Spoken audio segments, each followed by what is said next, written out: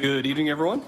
Welcome to the February 9th Lebanon Board of Works meeting. Our first order of business will be the Pledge of Allegiance. Pledge allegiance to the flag of the United States of America and to the republic for which it stands, one nation, under God, indivisible, with liberty and justice for all. All right, move on to the roll call members. Madam Clerk, the roll, please. Mayor Gentry. Here. Becky McClure. Excused. Excused. Bill Stoner. Present. Dick Robertson. Here. Alan Milburn. Present. Thank you. Okay. We have minutes from our December 8th meeting, our December 22nd meeting, and our January 12th meeting. Any of those changes to those minutes? Motion to approve. I'll make a motion we approve the minutes as presented. Second. Motion and a second. All in favor, say aye. Aye. Opposed? Those are approved. All right, on to department head reports. First up will be Police Department, Chief Morgan. Good evening, board members. In the last 2 weeks, Lebanon Police Department has responded to 1,013 calls for service.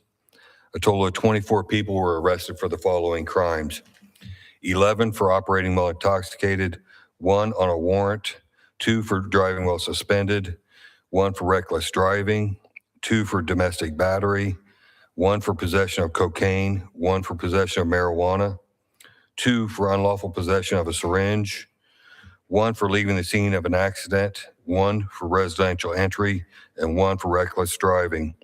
In that same time frame, LPD took 47 crash reports and sent 1 handgun permit application off to the state for final approval. On to training. Officer Ed Christie attended hostage negotiations and crisis intervention. This training covers the fundamentals of crisis negotiation, including key terminology and proven strategies. It explains team roles and command responsibilities and how negotiation operations command and tactical operations command work together during a SWAT incident. The course also focuses on establishing command and control, maintaining safety, managing risk, setting clear objectives, and resolving crisis situations effectively. On Monday, February 2nd, LPD had SFST refresher in service training. This is a refresher course recommended by the National Highway Traffic Safety Administration on the standardized field sobriety testing and intoxicated drivers. On Tuesday, February 3rd and Wednesday, February 4th, Officer Michael Custis became a pursuit intervention technique instructor by completing a class taught by EVO instructors by ILA on the pursuit intervention technique, certifying them as instructors. That's kind of hard to understand, but basically he was already an EVO instructor, so he went to a more advanced instructor course, reference pursuits and other techniques to end them quicker and safer. That's all I have. Thank you, Chief. Any questions from the board? Dick? I got one question, Chief. You reported 47 crash reports. I was just curious, how many of those do you think are on the interstate system that we have to take care of? Because it seems like I get 2 or 3 messages a day that this lane shut down, this lane shut down, and it's just like, man. Yeah, I think it was Monday. I know at one point we had 28 cars crashed on the interstate between 267 and the 138. There were several with multiple vehicles. I know one had 1 semi and 4 cars, and it went on. We ended up having to call out several people because we didn't have manpower to cover that kind of stuff. Because the black ice was bad in that day. Yeah, and it just seemed to be that little section. You know, we called the state out, and they eventually made it there, but they couldn't even do anything until we got all the cars cleared out. How about the sheriff? Were they there? No. No. No? No, Okay. that's in our jurisdiction. We cover it. All right. State police, any state police around to help out or anything? No, there weren't any of them either. Thank you, Chief. Any other questions from the board? 1,013, that seemed like. Yes, is we ought that to lower high? the speed limit driving through there on the interstate where we got Yeah. that much control. Yeah, well, they were probably doing the speed limit, but those weren't the conditions to do the speed limit. It was high, Dick, or Bill, because of the, 1,013, was that high? Yeah, that's a little high. It's not crazy high. Yeah. But with it- all those accidents, that would be included Right, in I there. understand. Okay, thanks. And we also missed a meeting at our last meeting as well, too. Yeah. Because we canceled the one. This is just the last 2 weeks. This Oh, is, is it? It's not Yeah. Okay. Okay. All right. Thank you, That Chief. is, okay. Okay. Thank you, sir. Next up will be Fire Department, Deputy Chief Young.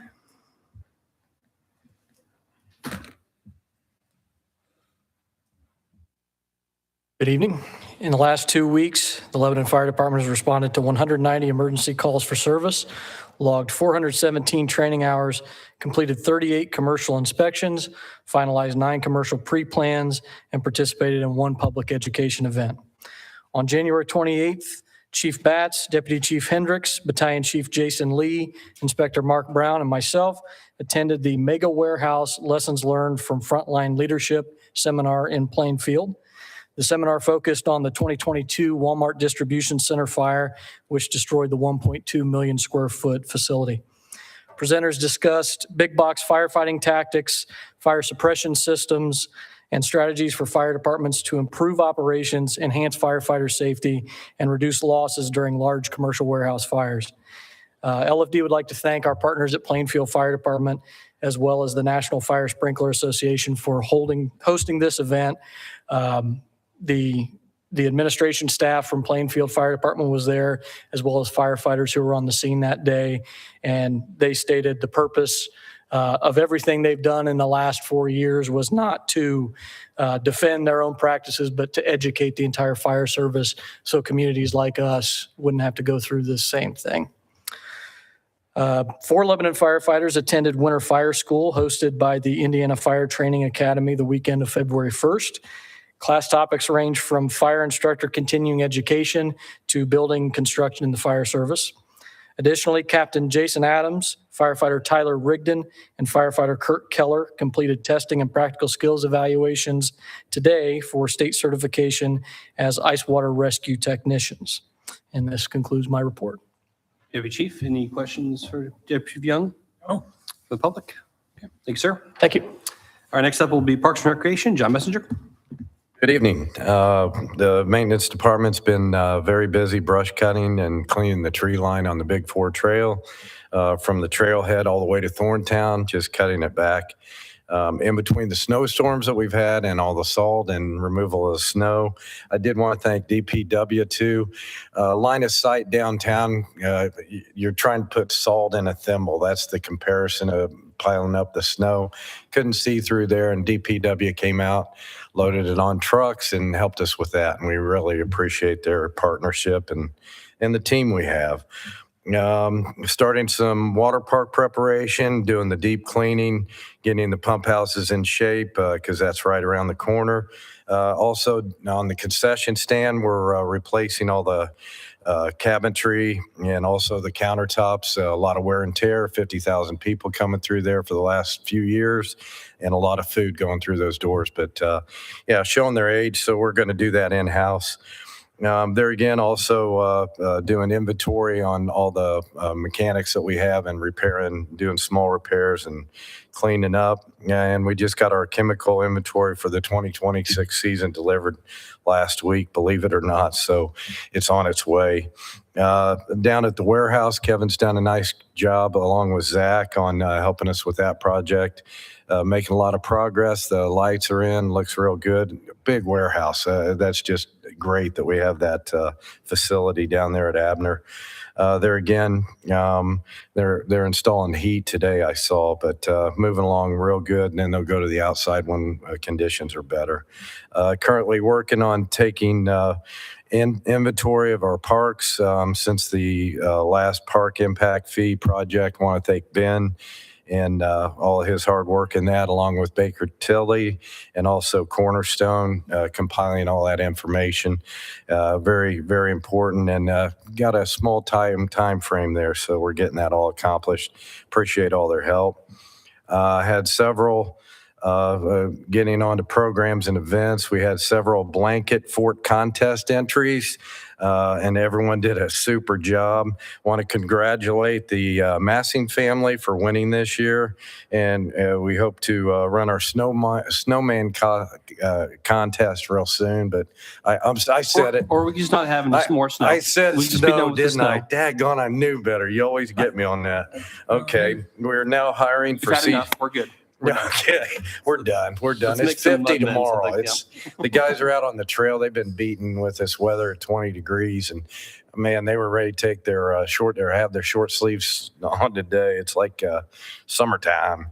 Anyway, we are now hiring for Seashore Water Park this summer. Applications can be found on our website at seashorewaterpark.org.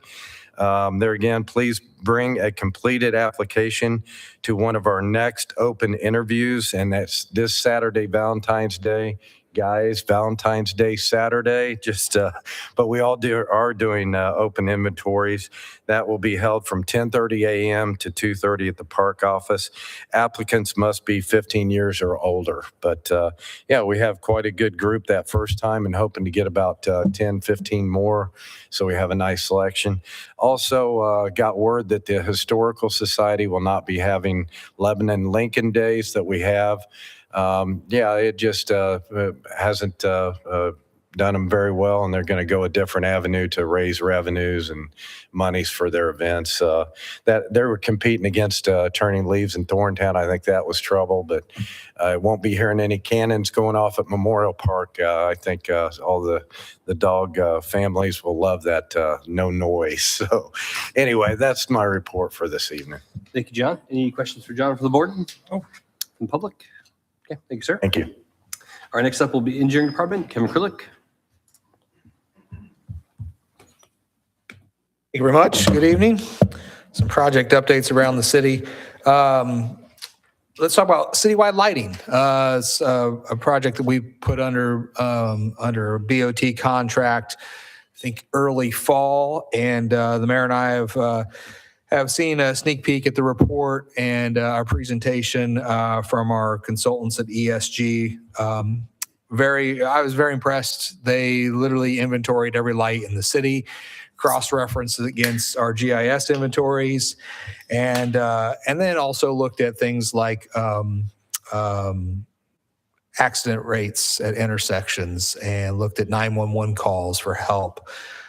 Looked at existing lighting levels, things of that nature. So they'll be here at your next meeting. Well, at the next on the 23rd, excuse me, and make a presentation to City Council of their findings. And then once we present that to you, we'll release them to start bidding some of the reconstruction of the lighting systems around the city at that time. But we'll have the presentation first so we can bring everybody up to speed, and then we'll go from there. Let's see. Chadwick Ditch, just one quick update. We've sent some comments back to our consultants there to continue along that permitting track. Project yet to be funded, but we're continuing to move forward with the permitting of that project. So we'll have that ready to go when funding may become available. Grant Street Phase 2 project, just, that's just around the corner there. April 1st will be under construction there. But we're still processing paperwork with NDOT, making sure that claims are on track so that all of our purchase orders for our funding stay open. So we filed claims last week for the various vouchers for reimbursement associated with the construction inspection, and have notified our construction company to do the same on the open construction purchase orders.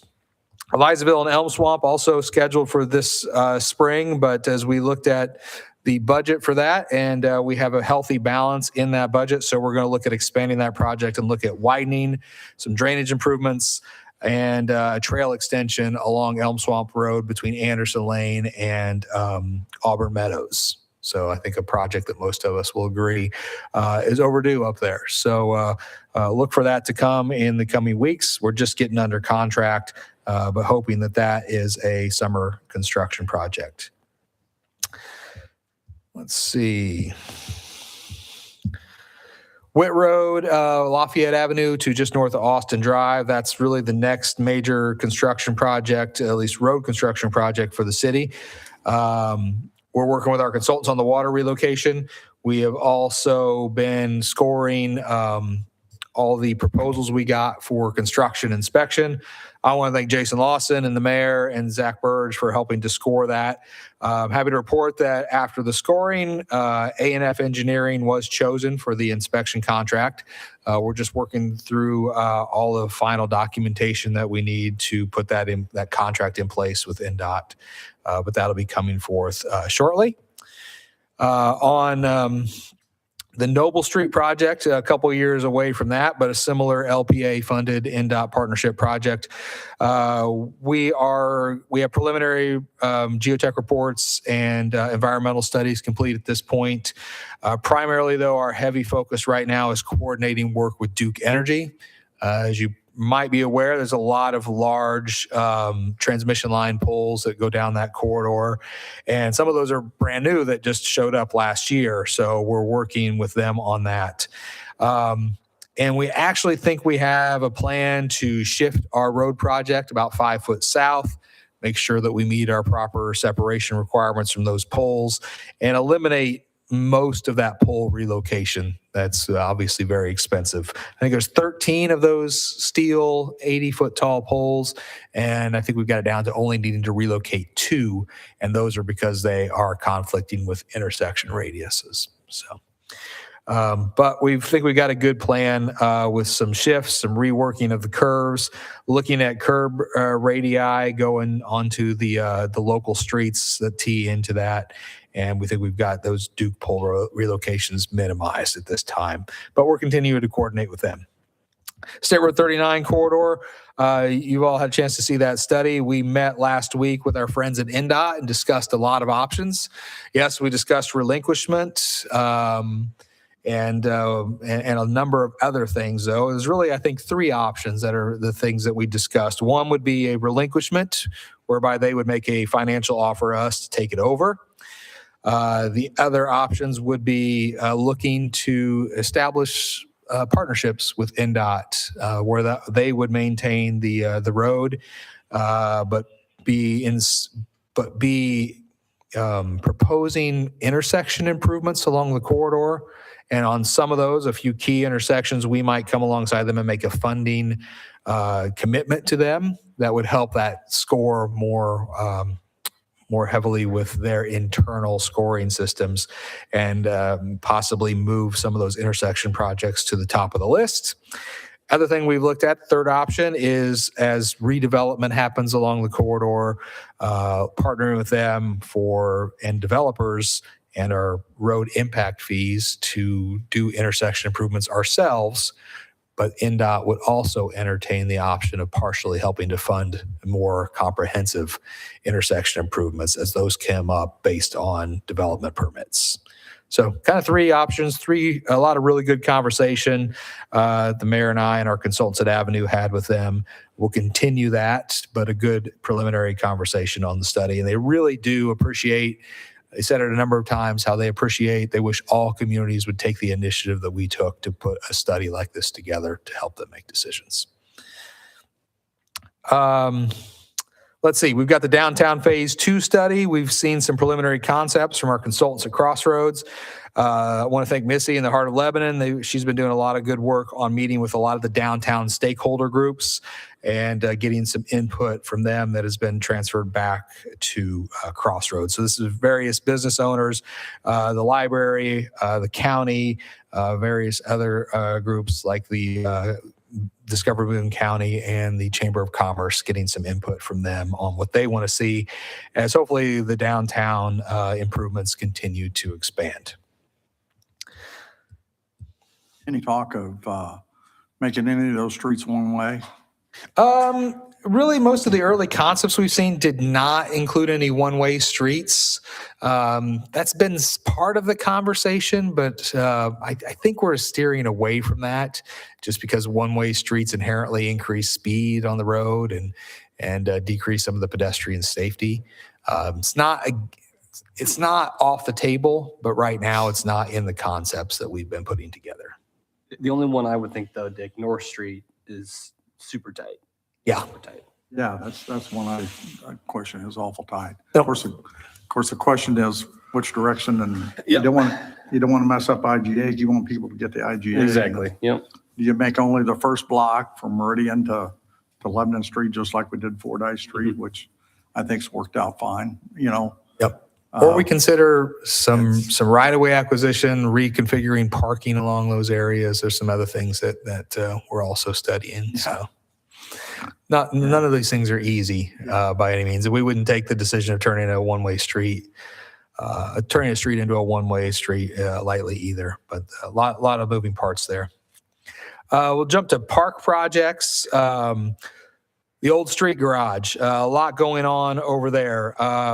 On the 30th, we received 6 responses to our BOT RFPQ, 6 responses from Envoy, Core, Meyer Najum, RL Turner, Hagerman, and Garmong. At least those were the leads on those teams. There are a lot of other consultants and partners that are on those teams with those submittals. But we've been reviewing those. Our partners of Veritas put together a comparative matrix for us to continue to score and look at those. We met with our partners of Veritas last week, and we are now moving forward with interviews. We are going to interview all 6 teams. We thought about shortlisting, but there's just 6 really good proposals there. So we're going to go to the interview process with all 6 teams. And we are currently scheduling those for the 16th, so a week from tomorrow. On the site, though, all the vertical structures have now been demolished. Site cleanup is ongoing and actually expected to wrap up this week. So if you've not driven by there lately, drive by, take a look. It's much different than you'll remember. John mentioned the storage building down at Admiral Longley Park. A lot of good work going on there. I do want to thank Zach really for taking the lead and managing all these construction projects, but that one in particularly. Essentially, John mentioned some of this, but electrical work is done. All the lighting is on in the building. I'm sure John and his crew will appreciate that. It's much easier to see and maneuver around in there at this point. Center point gas installation is scheduled for about 4 weeks out. That's been a kind of a thorn in the side for a little while on getting them to show up to include the gas service. But MEP, rough-in HVAC work is continuing to move on as best we can without the gas until it does show up. A lot going on there. Let's see, LPD projects. We're having a working session on the 17th. Looks like it's tentatively been scheduled for the 17th to look at the site evaluations for a potential new police headquarters building. So Ben has been working with some architectural consultants to do some massing studies on about 5 different sites around the city. And we'd like to sit down and study those and start to make some decisions on how we begin to move that project forward. At the existing police headquarters, we had an interesting couple days last week. I want to thank Zach for all he's doing to help coordinate these. But we were looking at making some improvements to the existing building facilities, primarily to facilitate some HVAC improvements and some water system improvements. Removing the filters, we think shook loose a bunch of dust. Caused a little bit of a scare, but all that dust was tested. None of it is mold. It is all perfectly safe. It is just dust. So we're also looking at then how do we continue to evaluate that HVAC system and what needs to be done to better operate that and move forward. Fire department projects, the new fire station continues. Scaffolding is back up. 1 block wall is up. There's steel framing up. Lots of changes happening over there. So again, I recommend you go by and take a look at that. But yes, we've got a lot of masonry work. We have a lot of metal framing, a lot of things going on. It looks like masonry is scheduled to be completed by March 17th. Structural framing is scheduled to be completed by March 6th. And trusses are supposed to show up on March 18th. So we are definitely going vertical at this point and a lot more vertical work to happen in the coming days. DPW projects, couple of quick updates. Indianapolis Avenue, we still have 4 light poles down. 2 more of those are on order. We're supposed to be here last week. That order was delayed, so we're another few weeks out before those come in. We've also, though, been coordinating the order of additional spare lights with our friends at INDOT on the State Road 32 project. So we're hoping to get all the lights we need to fix the replacements and then put some stuff in the attic for storage for next rainy day of light pole season down there. Decorative roundabout treatments. We also met with a large focus group headed up by Eli Lilly last week to look at their 2026 Day of Service project, which will include some beautifications to the Indianapolis Road corridor. Let's see. Project I haven't talked a lot about lately, the County Road 100 South, County Road 400 East roundabout, a project that was really led from the design phases by the county. But we'll be taking that over as most of that is city right-of-way. That is scheduled to bid on Wednesday. So we're hoping that we'll see really competitive bids there, as the city had made a prior commitment a couple of years ago to fund the local matching portion of the grant, which is 10% of the construction costs associated with that. So we'll know more what that number will be on Wednesday. LEAP district projects, lots of stuff going on. Got a quick update up at the 5265 interchange. Looks like we're looking at a partial opening of that in the fall. I don't have an exact date, but essentially they're planning to open the exit ramps first, and those will be open sometime in the fall. And then basically a year later, or by summer of 2027,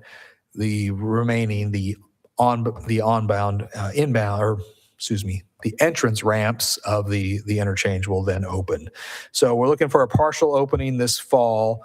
If you're going south on 65, you'll still have to use the 300 south to the old 52 entrance. That will be the last thing that is removed after the new interchange is fully open. State Road 32 construction continues. They're getting ready, though, to move into the west phase. Final plans are due for that on the 1st of March. We've been coordinating with INDOT on the lighting, as I mentioned earlier, as well as multi-use paths, landscaping, and drainage. So a lot going on there, a lot of moving parts. We're now then really focused on the commitments associated with the Orla project, the Domino Meta project, that will include the reconstruction of the pavements on 300 North, 350 West, and 200 North, as well as a construction of a new road at 200 West from State Road 32 on up to 52. That is up for consideration in the form of an infrastructure agreement with the council later this evening. And that's all I have. Hey, Kevin, you're a busy man, as we can all see. Any questions for Kevin on the projects? No. Anything from the public? Okay, thank you, sir. All right, next up will be Planning Department. Don't see, they'll be for your planning tonight? Okay. It's okay, Ben will just up this next time, that's fine. All right, next will be Public Works then, Scott Calvert. Board, my report will cover the last 4 weeks. As you know, we had several salting and plowing events this last month. We used over 400 tons of salt on the roads. I want to take this time to publicly thank our entire department for all their hard work out there plowing. This season, we've had 14 days of call-outs that required plowing and snowing. And of course, 11 of those days fell on either holidays or weekends. So they're putting the time out there. Beyond that, they've repaired and replaced over 10 street signs, some shoulder work repairs on County Road 300. They're actually out today on Hallbaker Road doing some potholes. Our stormwater department has had over 600 locates the last month, so work is still ongoing out there. We televised the main storm line on Grant Boulevard for inspection, and we also televised the stormwater system at Station 12 in preparation for those changes there. MS4 department, last week we had our 3rd annual contractors workshop, and that's when the with our partnership with the Boone County Partners for Water Quality. So that was well attended. I think we had about 70 people there. Got out the word on how to keep their sites clean.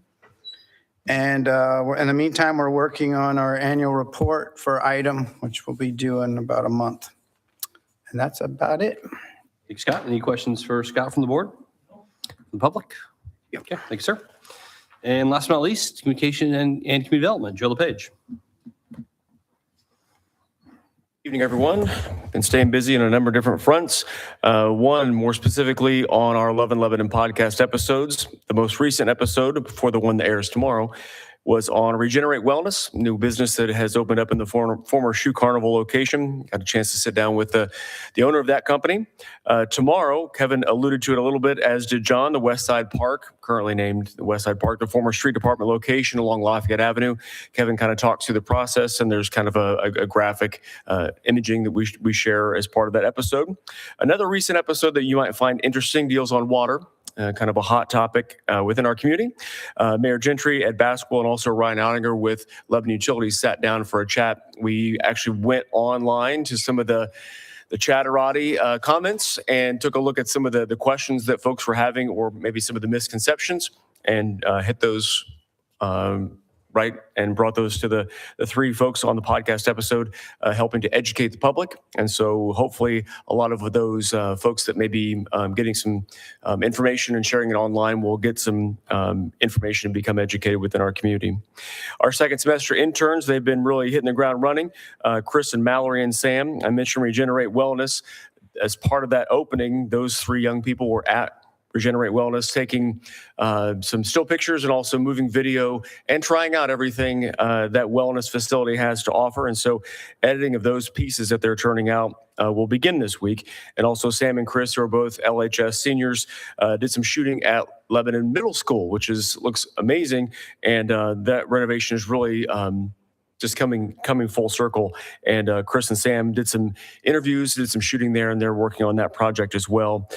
They wanted to tackle the LHS Fieldhouse coming up as their next LCSC project, but also as the weather improves, city departments as well. Our Parks Department, Fire Department, and Police Department are also on the list. And so looking forward to continue to work with some youth from also Western Boone High School and Lebanon as well. That's all I've got. Thank you, Joe. Any questions for Joe from the board? From public? Okay, thank you, sir. All right, that concludes department head reports. Move on to old business. The one item we have here is a change order number 1. This is concerning an Aberlongley Park storage building renovations change order. Kevin. Thank you much.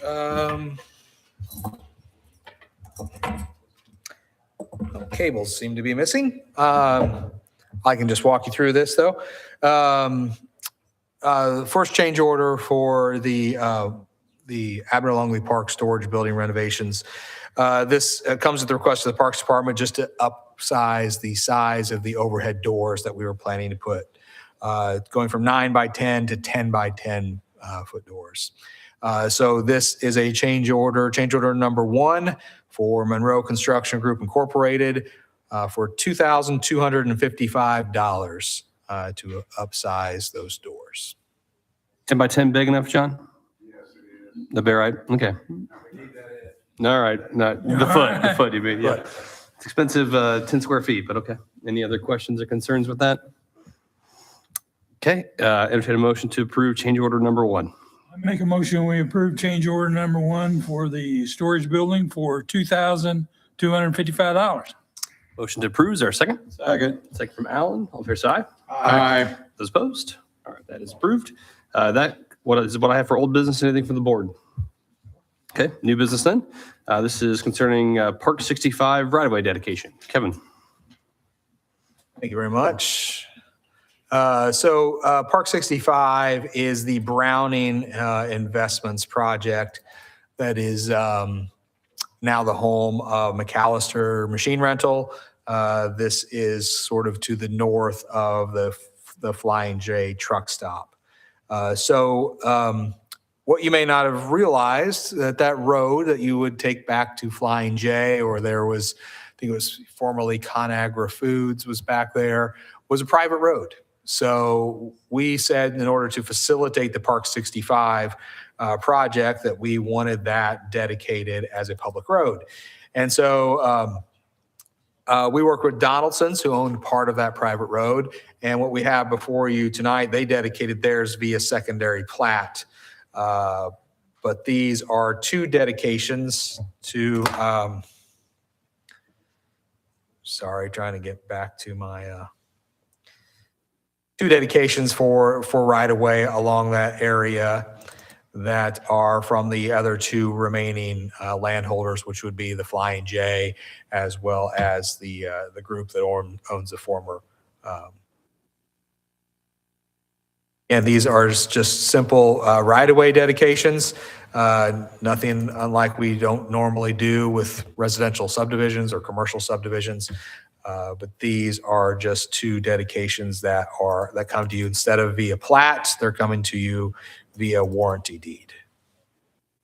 Any questions or concerns with that from the board? No. Okay. We'll entertain a motion then to approve or accept the right-of-way dedications concerning the Park 65 project. I'll make a motion. We approve the right-of-way dedication for the Park 65 project. Motions are a second. Second. Second from Bill. All in favor, say aye. Aye. Those opposed? All right, that is approved. Thank you, board. There was one minor thing. I just wanted to kind of bring it up just to kind of give you guys a heads up from a board perspective.